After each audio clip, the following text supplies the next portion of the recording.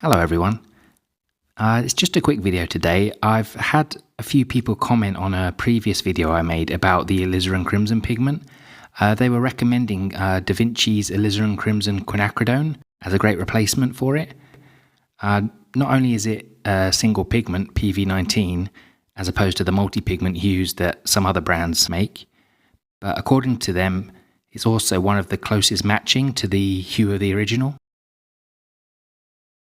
So in this video, I'm going to swatch it out alongside the real PR83 pigment and see how well they match. Right, so first we have the real thing. This is Winsor Newton Alizarin Crimson, and of course it's PR83. Wow, I always love it when I paint this pigment out. It just looks so nice to me. If you haven't seen the previous video I made about PR83, the reason it's not used so much anymore, or should I say the reason many people recommend that you don't use it, is because it's known to fade when exposed to sunlight over time. That means that if you use it in a painting you want to hang on the wall, it's very likely that over time it will change colour or maybe even disappear altogether. I mean, you can understand how that would be a problem, especially if you want to sell your work.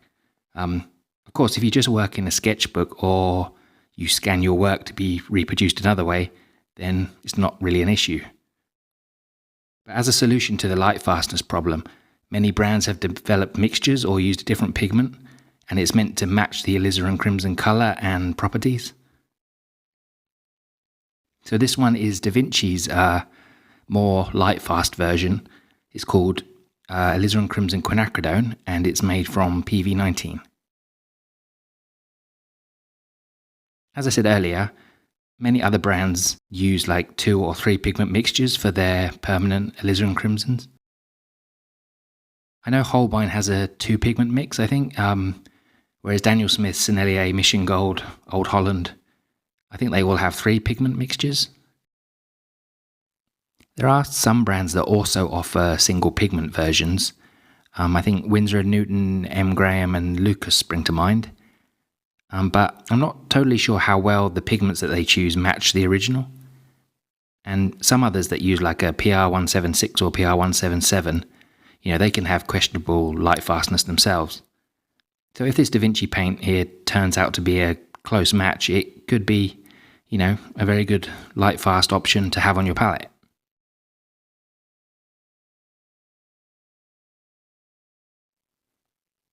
Okay, on first impression here when the paint's wet, they do look pretty close, I think. Though maybe the Da Vinci appears a little pinker, or a little cooler I should say, but yeah, we'll have to wait for them to dry to really be able to tell.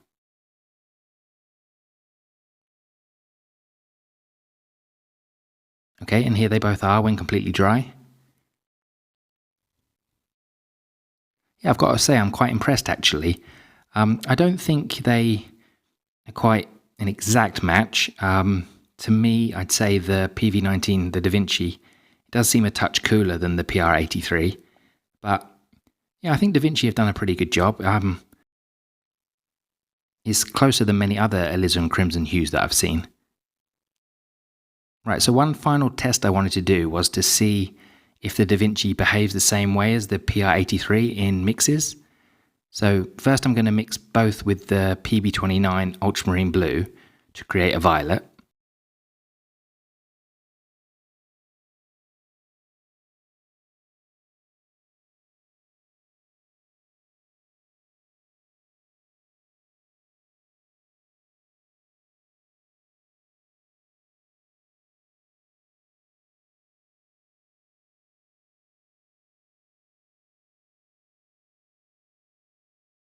Next I'm going to mix both with a phthalo green blue shade, PG7, to create a black.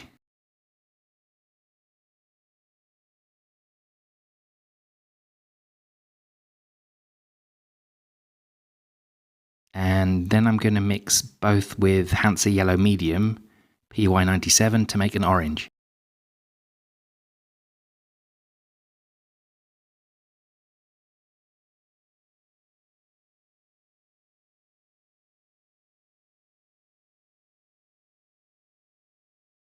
Okay, so the mixes aren't exactly the same. I think I'd say I prefer the violet I get from the Da Vinci. The darks are both fine, though again I prefer the Da Vinci a little. Though I probably could match it with the PR83 if I was a bit more precise with my mixing. As for the orange, I'd say I'd prefer the PR83 mix. It's a bit more fiery and it's got a bit more life to it.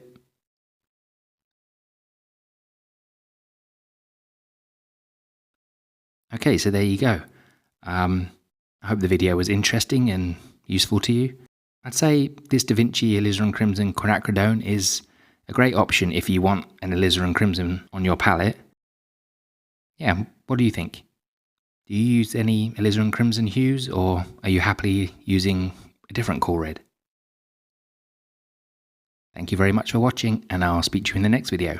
Bye bye.